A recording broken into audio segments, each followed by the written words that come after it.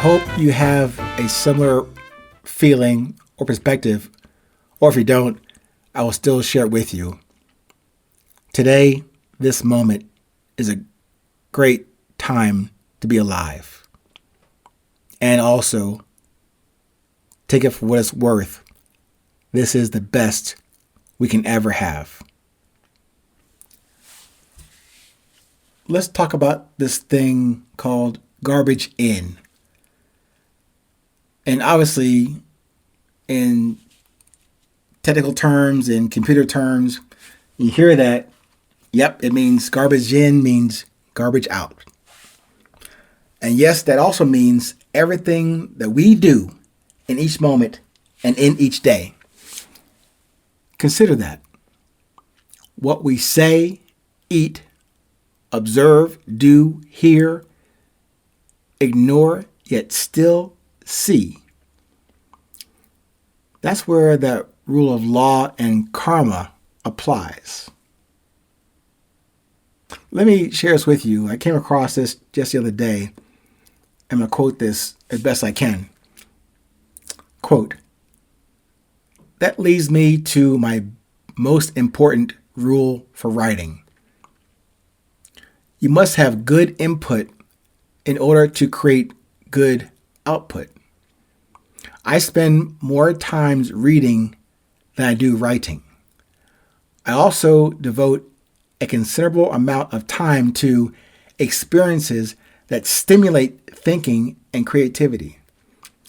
When I meet people who complain that they lack ideas for writing or suffer from blockages, I find that they invariably spend too much energy fretting about their output instead of the inputs any author needs in order to thrive. Unquote. I read that. It's like, man, I related that statement to the book that I wrote. So even though the author, I can't remember his name, but that statement made sense to me because even though I might consider myself as an author, I can't say an accomplished New York Times bestseller author in no way. But I did write the book, Resilience, the Beauty of Presence. And that statement is relevant to me. But I did not design or prescribe the output of what I produced in that book. I could not do that. But if you will get a copy of that book and then turn to the bibliography and the references for the book that I wrote, I read all of those references cover to cover before I wrote that book. Okay, maybe if I should exclude the Quran and the Bible, I didn't read those two tomes cover to cover, but those are definitely key references in my book. I didn't finish those, but I spent a lot of time citing and reading passages, verses, chapters, surahs in those two tomes. But for the rest of those references, I read them all and sometimes twice before I wrote that book.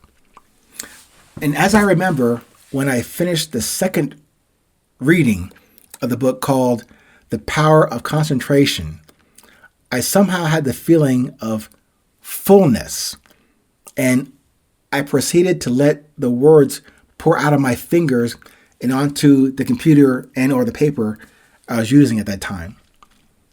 I would say the first 2 dozens of drafts of that book, I did them and they were quote unquote completed.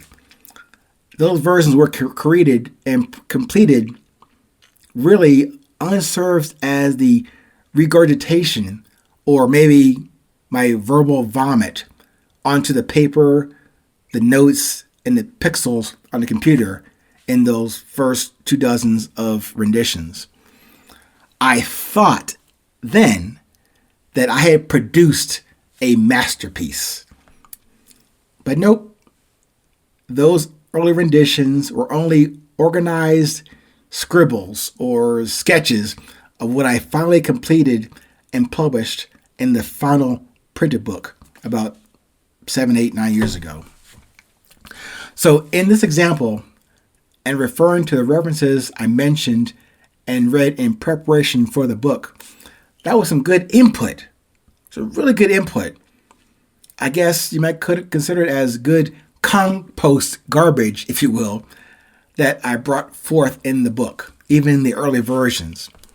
So even good garbage in can lead to bad garbage out if you don't maintain the digestion process of what you're reading and taking in.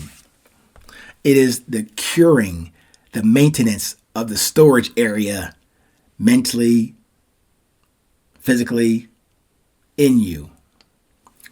You have to clean out the junk folders and those erroneous additives in the process of producing something positive. To remain vigilant about the cleanliness of your kitchen, of the laboratory, of your heart and mind as maybe as the janitors of your house, your internal house, of you and what you need to produce this day and in this moment.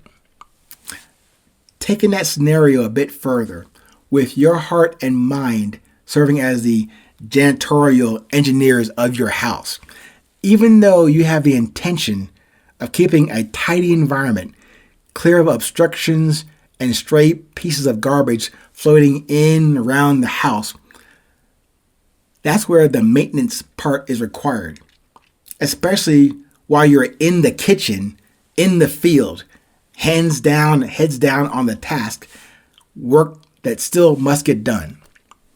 So it's not just a simple garbage in, garbage out ratio. As I said, good and usable, maybe recyclable compost stuff can still result in bad garbage out. And without the resilience and maintenance for the quality in what you do might be the result.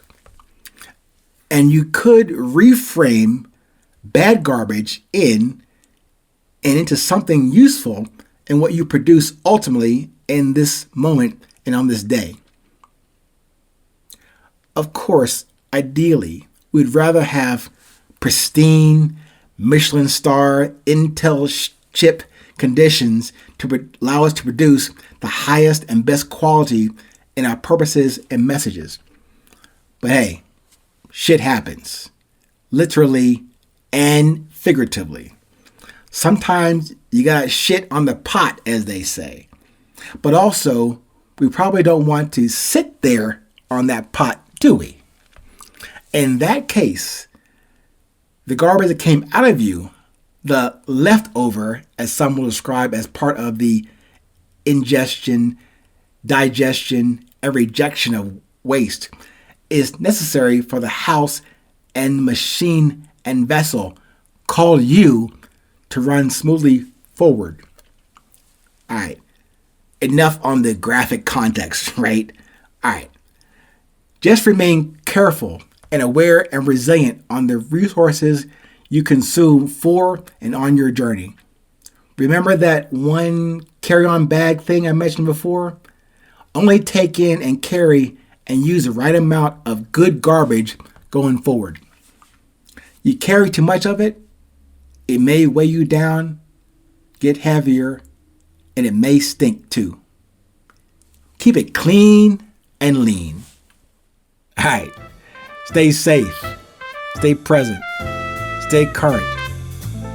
Remember where you are today and going forward, it is always a 20.